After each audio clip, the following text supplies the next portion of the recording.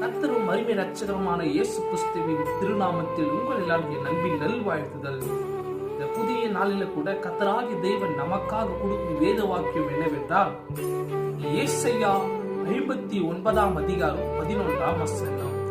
இதோ ரட்சிக்க கூடாதபடி கர்த்தருடைய கை குறுகி போகவும் இல்லை, கேட்க கூடாதபடி அவருடைய செவி மந்தமாகவும் இல்லை என்று சொல்லியிருக்கிறார்.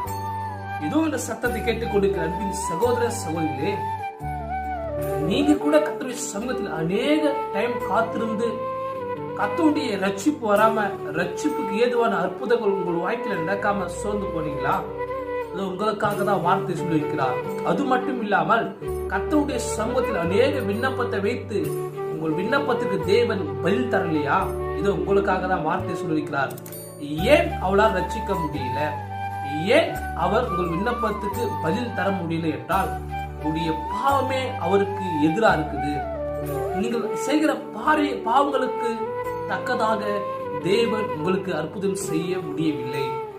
இந்த நாள் சத்தியத்தின் நோக்கம் என்னவென்றால், நீங்கள் பாவம் செய்யாது இருந்தால், நீங்கள் கர்த்தருடைய சமூகத்தில் உத்தமமா இருந்தா, கர்த்தர் இந்த வருஷத்துல உங்களை பார்த்து சொல்றார், அவர் எப்படி ரட்சிப்பார் என்று யாருக்கும் தெரியாது. ஏன் என்றால், அவர் ஒரு மனுஷனை ரட்சிக்க ஆசைப்பட்டார் என்றால் உடைய வாழ்க்கையின் உயிரத்தை யாராலும் தடுக்க முடியாது. அது மட்டும் இல்லாமல் உடைய விண்ணப்பத்திற்கு தேவன் ஏன் செவி கொடுக்கல என்றால், நீங்கள் பாவம் செய்கிற காரணம். பாவத்தை விட்டு விடுங்க. ஒரு விண்ணப்பத்துக்கு தேவன் வரப்போகிற புதிய மாசத்துல பதில் தருவார். நான் விசுவாசிக்கிறேன். தொடர்ந்து இந்த வார்த்தையை விசுவாசிங்க. கர்த்தருடைய சமூகத்தில் காத்திருங்க. நன்மையாக அதை பெற்றுக் கொள்ளுங்க.